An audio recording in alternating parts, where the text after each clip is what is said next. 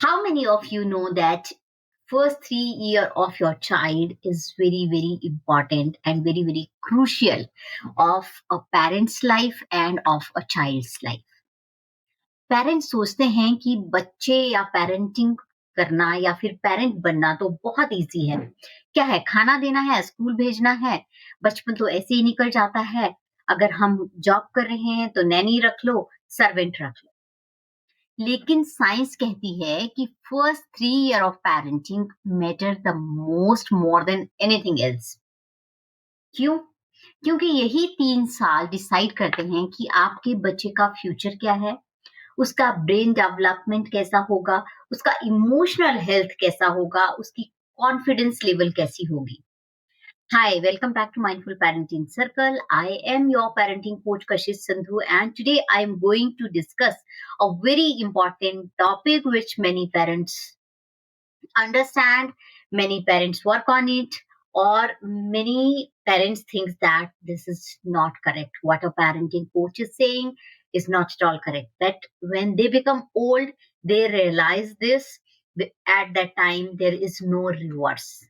Dear parents, I always say अगर आप time को वापस ला सकते हो, उसके बचपन को दोबारा देख सकते हो, तो आप जरूर अपने पैसे कमाने पे या फिर बच्चों के साथ टाइम ना स्पेंड करने पे ध्यान दें। लेकिन अगर आप जानते हो कि बच्चों का बचपन में वापस नहीं ला सकता, या फिर the year which is very crucial for my child I need to spend, वो नहीं ला सकते, तो please spend at least 3 year, specially mothers. ये मैं नहीं बोल रही हूँ, साइंस भी बोलता है कि according to science 80% of brain development जो होता है वो पहले 3 साल में ही हो जाता है। उन्होंने क्या एक्सेप्ट करना है, कौन अपना है, कौन कनेक्शन में लाना है, किसको इमोशनली साथ रखना है, कौन इमोशनली कनेक्टेड है, वो पैसे से नहीं खरीदा जाता। हार्वर्ड यूनिवर्सिटी के एक सेंटर ने भी ये डेवलपमेंटल स्टेटमेंट है कि चाइल्ड अर्ली डेवलपमेंटल जो एक्सपीरियंस होता है चाइल्ड का, वो उसकी शेप, उसके ब्रेन की डेवलपमेंट को के लिए रिस्पॉन्सिबल होता है। It is an architect for his brain. So there is one more theory which I studied in my child psychology book, which is attachment theory by John Bowlby. वो कहता है कि अगर बच्चा अपने पेरेंट्स से, स्पेशली मदर के साथ बहुत सिक्योर फील करता है, तो उसका फ्यूचर रिलेशनशिप, ट्रस्ट और इमोशनल हेल्थ बहुत स्ट्रांग होता है। तो ये सब रिसर्च जो हैं, ये झूठ नहीं बोलती हैं, और ये प्रैक्टिकली प्रूवन भी है कि मदर जितना बच्चे के क्लोज में रहती है, बच्चा उसी तरह से इमोशनली स्ट्रांग रहता है और उसका रिलेशनशिप इन फ्यूचर बहुत अच्छा रहता है। आज की लाइफ में what we are seeing that people have lots of money, what they don't have happiness. They have lots of disease. मेरा टांग दर्द कर रहा है, मेरा बाजू दर्द कर रहा है, मेरा स्लिप डिस्क हो गया है, मेरा बैक दर्द कर रहा है, but still they sit and work. I'm not saying earning money is not good or not bad. I'm saying that balance करो चीजों को। सोचो, अगर एक बच्चा रो रहा है, उसकी माँ उसे गोद में लेकर उसको कडल करती है, हग करती है, उसका ब्रेन एक पॉजिटिव मैसेज देता है कि I am safe, I am loved and there is someone who is taking care of me. यही मैसेज अंदर उसके लाइफ लॉन्ग कॉन्फिडेंस बिल्ड करता है कि no one can harm him. लेकिन अगर बच्चा बार बार इग्नोर होता है, तो उसके ब्रेन में स्ट्रेस हार्मोन कॉर्टिसोल बढ़ता है और उसका असर उसकी लर्निंग और बिहेवियर दोनों पे पड़ता है। आपको क्या लगता है कि मॉर्निंग में जब आप अपने बच्चे को उठाते हैं, आप दो तरह के पेरेंट्स होते हैं। एक है जो डांट कर अपने बच्चे को उठाते हैं, बहुत झगड़ा झंझट और बहुत सारी चीजें सुना सुना कर उठाते हैं, और दूसरी तरफ बहुत ही प्यार से हग करके, पोलाइटली पॉजिटिव अफर्मेशन देके उठाते हैं। तो कौन सा बच्चा स्कूल जाकर या पूरा दिन अच्छे से सीखेगा? Definitely the one who is speaking very politely, because उसके ब्रेन में वो स्ट्रेस नहीं होगा कि मैंने कुछ गलत कर दिया है. They will learn, they will listen, they will implement, and they will be strongly, um, emotionally strong children. But जिसको आप गाली देते हो, जिसको आप सुनाते हो, जिसको आप जोर-जोर से चिल्लाकर उठाते हो, उसका ब्रेन उसी वक़्त रेज़िस्ट करना शुरू कर देता है. They are not able to concentrate in the class, they are not able to listen what teacher is saying. Learning पे भी बहुत बड़ा इफ़ेक्ट पड़ता है. या फिर घर में आपस में ही हस्बैंड वाइफ का आर्ग्यूमेंट्स हो रहा है, सास-बहू का आर्ग्यूमेंट हो रहा है, तो भी बच्चे की मेंटल एबिलिटी पे फ़र्क पड़ता है, क्योंकि उसके ब्रेन में कुछ और चल रहा होता है कि ऐसा क्यों हुआ, वैसा क्यों हुआ, एंड रियल थिंग्स पे वो फ़ोकस नहीं कर पाता.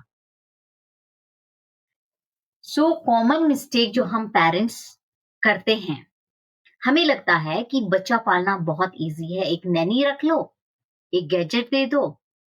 नैनी और बच्चे के नैनी और गैजेट पेरेंट को कभी रिप्लेस नहीं कर सकते. टीवी, मोबाइल या टॉय को substitute banana instead of emotionally presence. अच्छा, मैं शाम को आऊंगी तो ये टॉय लेके आऊंगी. मतलब child is waiting for toy, they are not waiting for you. You are not emotionally connected with them. दूसरा, एक और चीज, सिर्फ फिजिकल ग्रोथ पे फोकस करना, nutrition, height, weight, but emotional brain की ग्रोथ को इग्नोर करना या दोनों को इग्नोर करना. So I'll give you some practical tips as a parenting coach, which you can help your children. These simple tips will help you to understand your child better and to help you to inculcate the habits of connecting with your child. First is you have to be present. जब आपका बच्चा छोटा है तो phone को side में रखिए और उसके साथ बात करिए, एक्सप्रेशन में बात करिए. जितना आप स्माइल करके जिस तरह से आप बच्चे के साथ बात करेंगे, they will learn that only. Have you seen, कुछ बच्चे बहुत जल्दी बोलना सीखते हैं, कुछ बच्चे बहुत लेट बोलना सीखते हैं. इसका मतलब ये नहीं है कि बच्चों में कैपेसिटी नहीं होता है. जब पेरेंट्स उनसे बात ही नहीं करते हैं, बिकॉज दोनों वर्किंग है, दादा-दादी या नाना-नानी रहते नहीं हैं, तो वो बच्चे लेट बोलना सीखते हैं. हर बच्चे में कैपेसिटी, कैपेबिलिटी हर चीज़ की होती है, लेकिन उसको एनवायरनमेंट कैसे दिया जाता है, that is very, very important. मेरे बच्चे के साथ खुद हुआ कि वो बहुत थोड़ा डिले हुआ बोलने में, क्योंकि हम दोनों बोलना ही नहीं ज़्यादा बोलते. तो that will automatically happen.